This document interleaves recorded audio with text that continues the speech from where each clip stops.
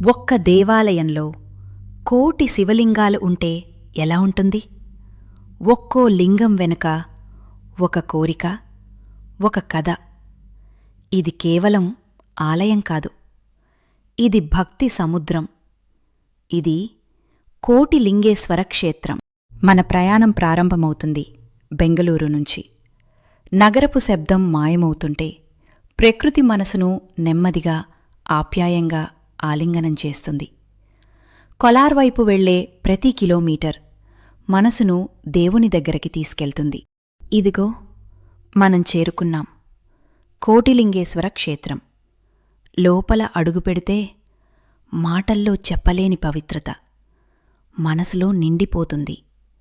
ప్రతి అడుగులోనూ ఒక తెలియని శాంతి మనసును తాకుతుంది.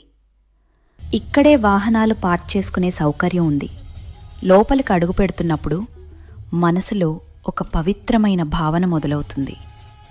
ఆలయ ప్రధాన ప్రవేశద్వారం వద్ద భక్తుల కోసం క్రమశిక్షణతో కూడిన క్యూలైన్లున్నాయి. ఆలయంలోకి ప్రవేశించేటప్పుడు భక్తులు సాంప్రదాయ వస్త్రధారణతో కనిపిస్తారు. ప్రశాంతమైన వాతావరణం మరియు భక్తి గీతాలతో ఆలయ ప్రాంగణం పులకించిపోతుంది. లోపలికి వెళ్లగాని వరుసలుగా అమర్చబడిన వేల సంఖ్యలో శివలింగాలు మీకు దర్శనమిస్తాయి. ప్రతి లింగానికి భక్తులు పూజలు చేసుకునే వెసులుబాటుంటుంది. శనివారం లేదా పండుగ దినాల్లో భక్తుల రద్దీ ఎక్కువగా ఉంటుంది.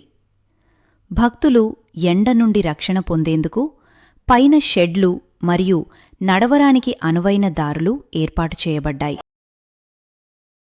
ఇక్కడి ప్రధాన ఆకర్షణ ఈ భారీ శివలింగం. దాదాపు 108 అడుగుల ఎత్తు. దాని ముందున్న నంది విగ్రహం భక్తుల కోరికలను వినిపిస్తున్నట్టుగా కనిపిస్తుంది. మీరు చూస్తున్న ప్రతి శివలింగం ఒక భక్తుడి విశ్వాసానికి ప్రతీక. ఇక్కడ ఎవరికైనా అవకాశం ఉంది తమ పేరుతో ఒక శివలింగం ప్రతిష్ఠించడానికి. అందుకే ఇది కోటిలింగేశ్వరగా ప్రసిద్ధి పొందింది. ఇది కేవలం దర్శనం కాదు, ఇది మనసుతో చేసే యాత్ర. ఇక్కడికి వచ్చిన తర్వాత చాలామందికి ఒక ప్రశ్నకు సమాధానం దొరుకుతుంది. నేను ఎందుకిక్కడికి వచ్చాను? సూర్యాస్తమయం సమయంలో ఈ ప్రదేశం దేవలోకంలా మారుతుంది. ప్రతి నీడ, ప్రతి కాంతి శివుని ఉనికిని గుర్తుచేస్తుంది. ఈ వీడియో మీ హృదయాన్ని తాకితే ఒక లైక్ ఇవ్వండి.